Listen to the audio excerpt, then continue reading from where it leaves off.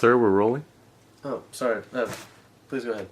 Today we are with Dr. Jimenez. He is a specialist in the prostate examination field. He's been doing this for over around 15 years now, which is a feat because he started this when he was around 13, back when he discovered certain things and attributes about himself that he had never known before. Dr. Jimenez, would you care to explain to the world how can you have such a meaningful life? Basically, there's three major things: relationships, love, vulnerability. I mean, there is tons of different attributes and aspects and concepts that make up a meaningful life. The main things for me, though, is relationships, love, and vulnerability. Now, when I mean relationships, I mean, like, for me personally, family and friends. Now, I mean, somebody could have a meaningful life in regards to their pets. I mean, the meaningfulness of my life isn't tied to my pets, but it's tied to the love and encouragement and strength that I get from my friends and family. They give me, whenever I'm down and I needed a push, that they would be the ones who give it to me. They gave me happiness. Now, in regards to love, it gave me something to strive for. My love for my passion of work, which is prostate examinations. That is also what got me going. It got me through school. I always dreamed that I would be a world famous prostate examiner. And now look at that. My passion and my love for my field of work got me to where I am today.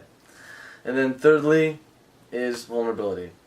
Without vulnerability, I would not have the courage to be doing this interview. I would not be in this field probably, because honestly, you have to be pretty vulnerable to deal with prostate examinations.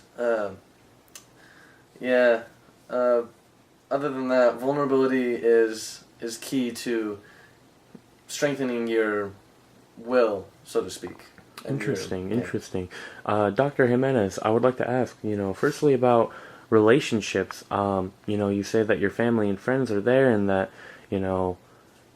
these are all attributes that you have. However, what about the people that don't have these attributes? Is this an attribute that they can gain? In regards to, honestly, to all relationships, love, and vulnerability, how can we strive to be more like you towards a meaningful life? I mean, is this even a possibility for us? Well, no, there would be some sayings that, you can't, in this case, you cannot have a meaningful life unless you have a good relationship. Now, but there are those who have bad relationships.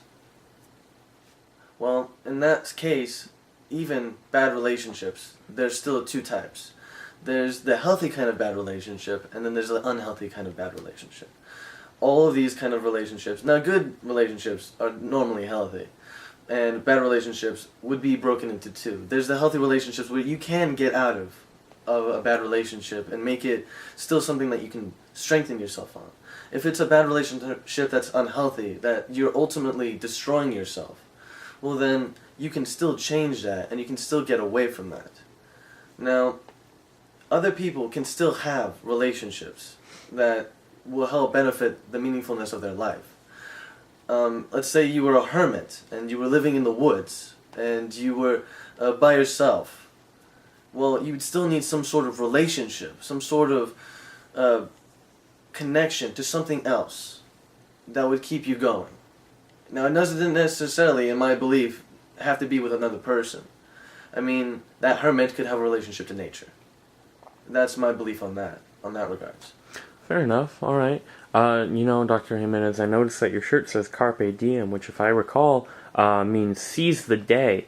Now, I feel that this is directly correlated with the meaning of life and what you were describing today, especially in regards to relationships and vulnerability. Could you tell us about a few things that you do in your life that help you seize the day, that help you be vulnerable and strengthen you, or, go into relationships and love? This interview is actually a very big example, actually, I was deathly afraid. I'm horrible at talking in front of a whole bunch of people, and then this is going in front of a whole bunch of people. And basically it's that I'm going to be vulnerable no matter what. It's how you view that vulnerability. You can either view it as a weakness or as a strength, or as a method of gaining strength. I see vulnerability as gaining strength. I mean, you fight through that vulnerability and that weakness, and you gain something from it. You gain courage. You gain a tougher skin, so that you don't get, you don't feel the insults, or you understand the insults, and you just like, okay, I'm taking the insults. Then I'm getting stronger from it in the end. Well, I must say we're out of time for today, but thank you very much for being with us. I would like to have one last request. We got a tweet asking if you would perform a live prostate exam for us today here. I would love to, but unfortunately, under my contract with my medical provider, medical license provider, I am unable to do that in front of an audience, so to speak, on public. I mean, if you care to see a live prostate exam, I would suggest going to your doctor and getting one yourself and having it filmed so you can see it later.